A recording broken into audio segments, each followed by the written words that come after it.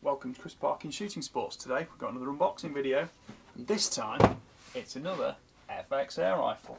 So I have got the Impact 3, I've got the Crown Mark 2, and now, perhaps to complete that set of cards, this I believe is a Maverick.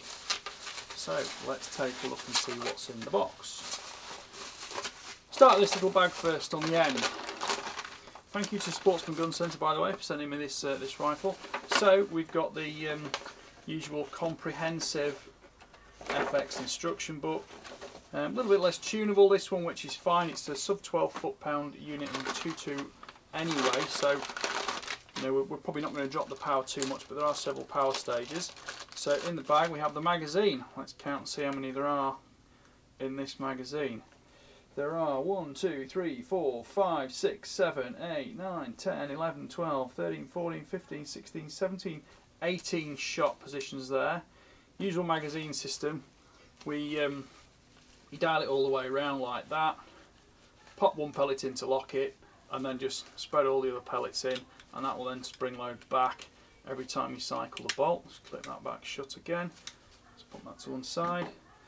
Foster quick fill adapter. That's great. I've got one of those on my air bottle already because I've got two other FX air rifles. Leave that in there. Let's pop this in here for the moment. And now for the main event. Here we have the Maverick air rifle. Right, let me just move that, get rid of the box, the envelope.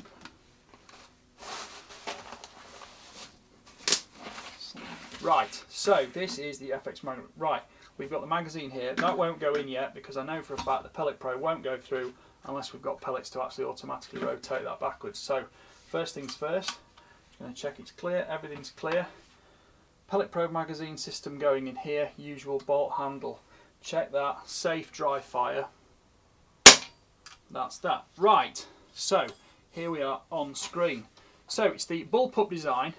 We've got side cocking handle here, we've got a long cocking bar, comes back, cycles the action, cycles the pellet probe, and the magazine's going to fit somewhere, well I say somewhere, it looks like it's going to pop in probably there, but that won't close yet because the probe can't go through without a pellet in it. Let's start at the back. So we've got an adjustable butt pad which will go up and down to suit position.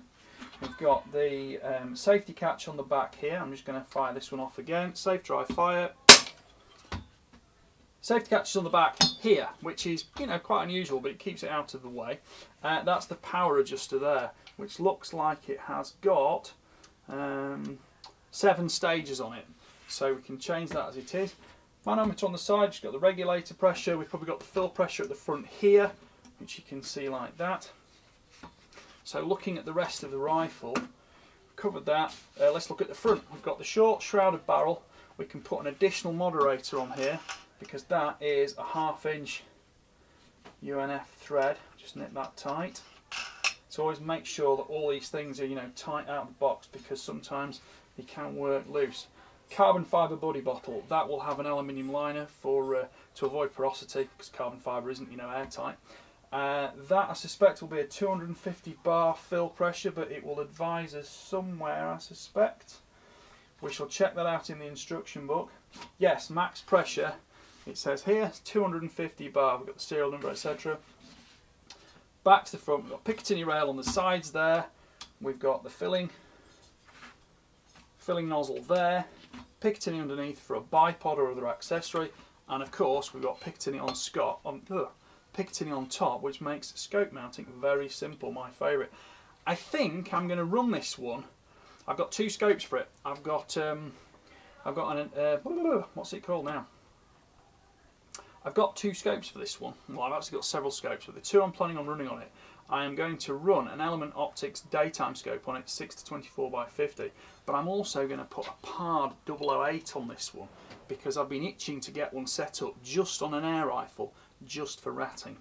That's going on there. So moving back round to this side, we've got an adjustable trigger unit here, which cocking again, safe dry fire. It's 2-stage pull, quite a long travel on the first stage, crisp second stage. Now I noticed that when you dry fire it, you can just hear the regulation system just hiss slightly as it refills. There's nothing wrong with that, it's interesting. But I also wonder if we set that's set on, which power setting that's set on power setting level 4, and I can hear it refill. So if I put that up to power level 7, which will probably increase the spring pressure on the hammer and things, makes a noticeably different firing noise and slightly different refill noise. So now let's go all the way through to stage 1, fire it again. You can definitely hear a softer firing note. I say I haven't even shot this one yet, so it's all to check out, it's all to try. We've got a rollover cheek piece on the side here. That's got the slightly sort of polymer finish on it, which gives it probably a, it'll give you a warmer impression on it when that's into the side of your face when you're shooting it. But of course, there's no scope on it yet. But the balance and pointability, I mean, it's one-handed. The balance and pointability is immediately obvious. I think I'll be putting an additional moderator on this to get a bit more sound suppression. I suspect this will have been tested at 11.5 foot-pounds, so I've no worries about that. I will check it, of course. I've got 7 or 8 different brands of pellets to run through it, and I'll give it a go with that. Usually the JSB Diablos or the FX pellets work quite well. The Diablo Heavies are, they're pretty good. I do like those. I think they're coming at 18 grains. A little bit loopier trajectory, but wow, they certainly hit with some serious punch. So, I'm going to get this scoped up. I'm going to go and zero this afternoon because I have got a 3-way review project between this, the Impact, and the Crown to talk about all the differences and features. Visually, this perhaps looks a little bit most like the Impact. The Crown, of course, in the laminate timber stock is very, very different, and of course this and the Impact are both bullpups. So we'll give that a go. Anyway, thank you for watching. Please like, please subscribe, please comment. Your comments are what drive my videos. Thank you to Sportsman Gun Centre for sending me this, all the pellets, etc. Bye for now.